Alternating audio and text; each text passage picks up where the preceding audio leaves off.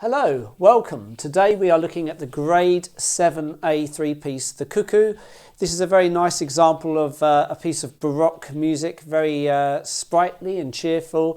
The left hand is imitating the kind of cuckoo that it's meant to be doing. We have an interesting sort of layout with this. You'll notice if you read the footnotes, it explains the form. So you've got to play section A and section B, which takes you up to bar 42. Then what you have to do is you have to go back and play the beginning again. And then when you play that first section, you then jump past bar 24 and pick up from bar 43. And you play that entire section all the way into page 3. And then when you get to the bottom of page 3, you go back and you play the beginning again. And it finishes where it says fin on the second page at the end of bar 23, the second time bar, where it says last time only. Anyway, let's have a listen to it today. I'll play it for you and then we can discuss this in more detail. We're going to set the tempo to 100, the metronome, so that gives us that speed. Here we go.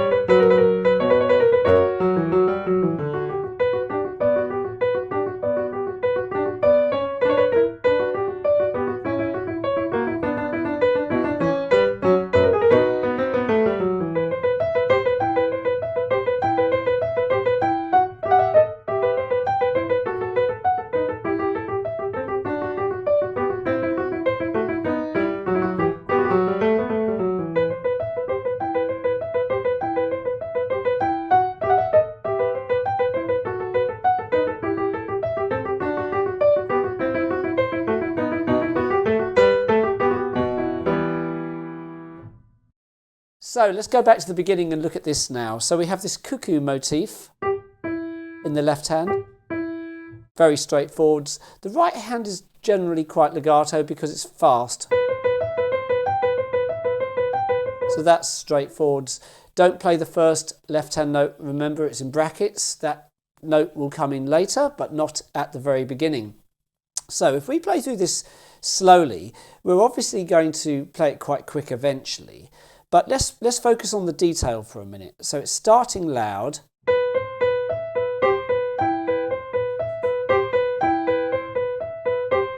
So that opening idea, make sure the crotchets are properly held because they've got those tenuto lines. So we're lasting for the 4 semiquavers above.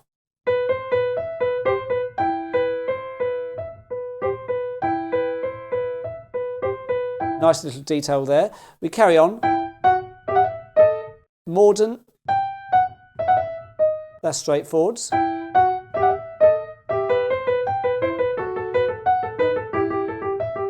And as we go through that sequence there, the left hand again, hold the crotchet for its full value and then come off.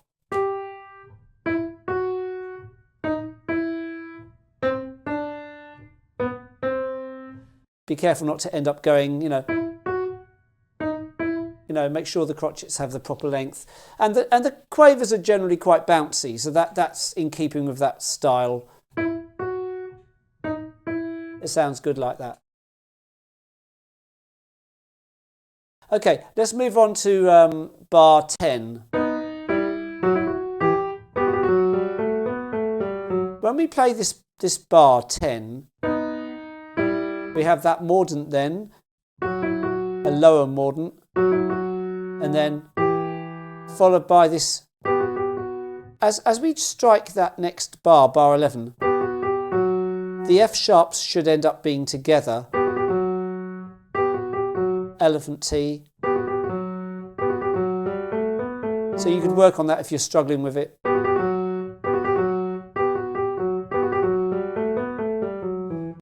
So if we just quickly go back and look at bar 11 for a second, there's one slight discrepancy, because when I was playing this earlier and I was explaining the mordent, which was played by me like this, with the F sharps together, which of course at speed works very well. But what's written above is a bit strange. The editorial suggestion, I think, is probably a mistake, because they've written it like this, where it's kind of a little bit staggered there. If we think about the value of a triplet semiquaver over the two semiquavers underneath, the B and the F sharp. Technically it's that, which is a bit ridiculous, to be honest with you. There's no way that can be done quickly really in real time. So actually is more in keeping with the other notations that have been written, for example, in the previous bar, in bar 10, and also in bar 4. So it looks like I'm about to pray. But that's basically it. That's how I would do it anyway. Be careful now as we progress, because the next section of this is played quietly. So of course we've got the piano in there. So just be careful that you don't carry on ploughing through it loudly. It's very tempting to keep on playing it loudly, but it isn't there. So we're going to go from that bar 10 again.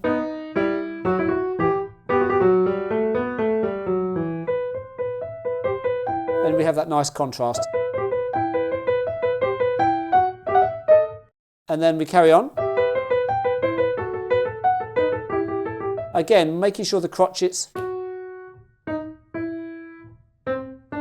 have that nice length to them, that sort of effect. Carrying on then from bar 21. Now be careful, the bars leading into this final moment, the quavers there sound particularly good bounced. It's very in keeping with the Baroque style. If you don't play them bounced, it sounds a bit dull. Let me play it with the dull sound. Whereas it definitely lifts it up, doesn't it, there? Makes it sound lively, which is what it's meant to be. Now, when we get to this point, we're going to go into the next section. Do take note that on this second page you have a final time bar, the last time only, that E minor chord just before bar 24. You're only going to play that bar at the very end of the piece. So when you come out of this first section,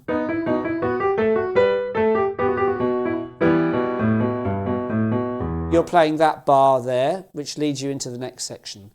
Of course, at this point, it might feel like you want to do a crescendo. There's nothing there to tell you, though, to do that. So you need to decide whether you think that's appropriate or not. I would be careful, because the next section is going to be loud. So I think I'd keep it a fairly medium volume. Then you can have that nice strong contrast there in bar 24. So as we go into the next section, bar 24, we're nice and strong here. I'm going to play a bit slower.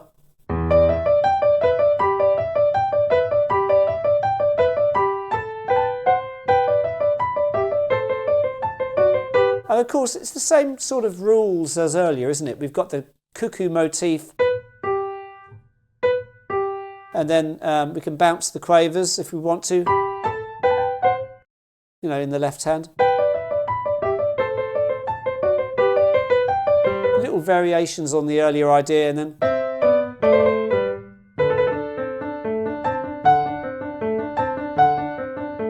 again the cuckoo motif is now of course in the right hand.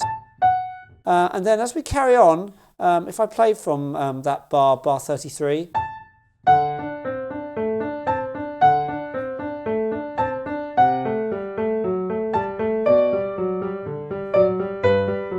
there's nothing particularly difficult about this, except you might need to just practice the left hand, maybe to a metronome. Oops, oops, oops, wrong key.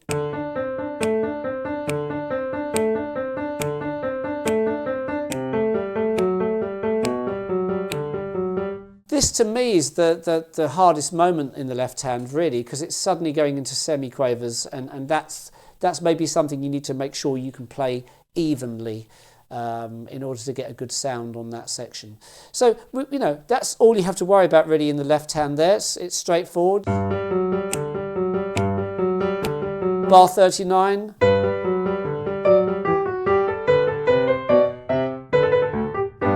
So the left hand here does something rather interesting. At bar 39 we've got,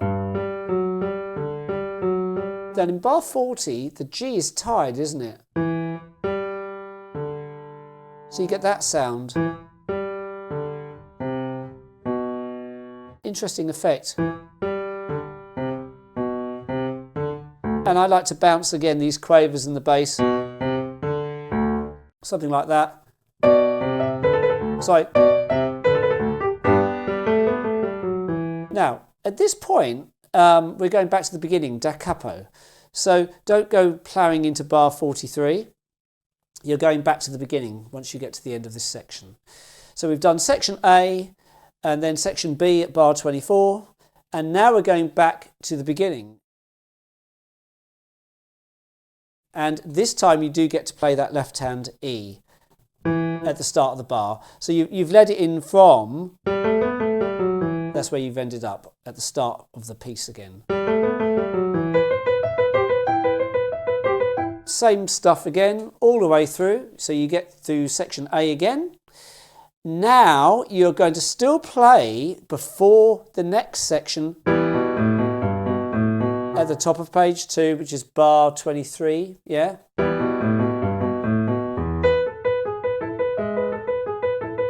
And you're jumping straight to bar 43. So section A began, section B, back to section A, and then what we'll call section C at bar 43. Okay, leading from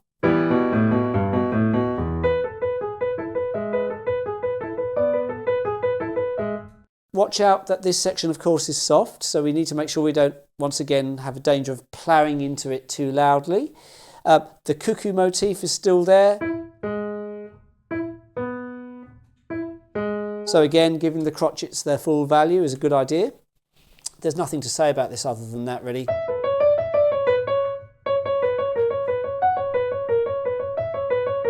There's nothing unusual here.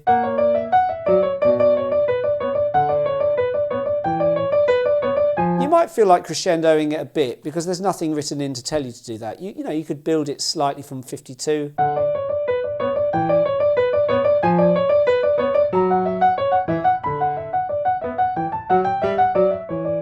I like kind of building up and then dropping back a little bit, you know. That's quite a nice effect. We get to this bar, 59, that, then the decorative note,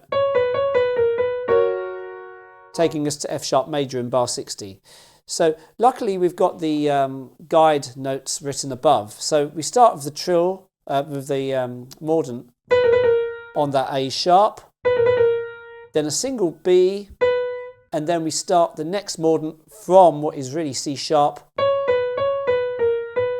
I did the wrong fingering slightly there. Very important that we get the 2 on A sharp eventually. So that mordent 3 1 3 1 2 3 is the most effective way to play it.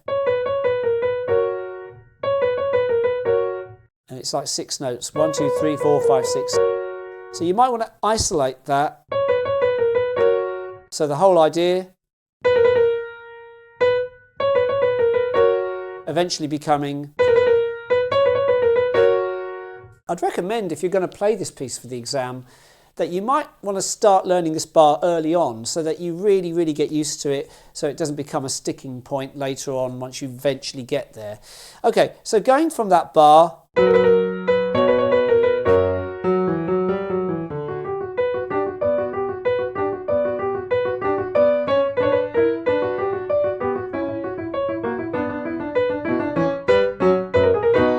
slightly difficult line there on that turn at the end of that bar to the B major chord. You might need to practice that. And once you get here, we of course are going back to the beginning again. So really having the 3 pages laid out like this is a good idea. You've got your 3rd page sitting there as a copy, which will be fine in the exam. And we're then back to the beginning again for the final play through. But at this point, we're going to only play, excuse me, page 1 and then the beginning of page 2. So we end up with this final bit from bar 19.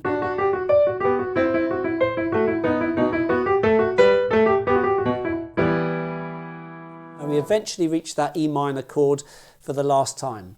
So to summarise, section A, section B, section A, section C at bar 43, back to section A, and you're done. So good luck. I hope you managed to have some success putting this together, and I might catch you on some of the other videos I'll be making very soon. I'm going to be doing the grade 8 ones next, so they're going to be a lot of fun. So thanks for watching. If you haven't subscribed yet and you're still going to carry on watching these videos, please feel free to do that. It'd be great. Helps the channel. And I'll probably see you soon on another video. Good luck, and I'll catch up with you soon. Take care for now.